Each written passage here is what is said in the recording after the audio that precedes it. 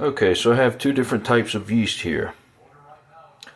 This is the Lalvin D47. This is a very, very common type of wine yeast that many people use, and I definitely recommend it.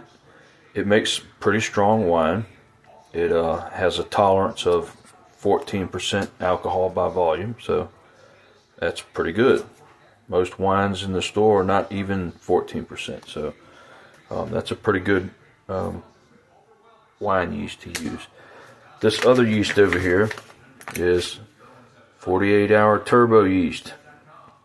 Alright, now this is a little bit of a deception right here. It says 48 makes 20% alcohol by volume. Alright, well, in 48 hours, this will not make 20% alcohol by volume. Simply turn it over and look at the back, and it shows you. If you want to make 14.5% alcohol by volume, it will take 2 days, and you have to maintain a temperature around 86 degrees Fahrenheit. Okay? If you want to make 20% alcohol by volume, it can be made in as little as 5 days, and it must be held at 77 degrees Fahrenheit. And of course, other things are going to change, like the amount of liquid and the amount of sugar that you use, and you can see that here. But anyway, if you're going to be using turbo yeast, all right, this is what you want to use if you're going to distill it.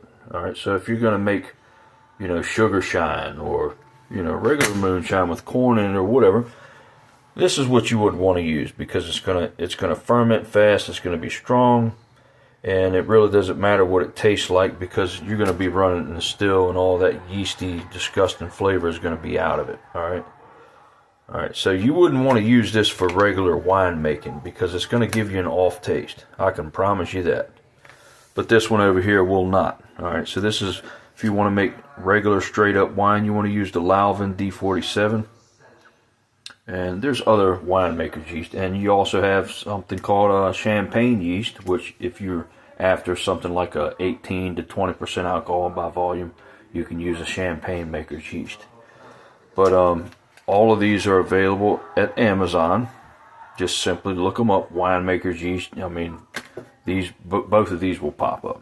But this one is one of my favorites. All right.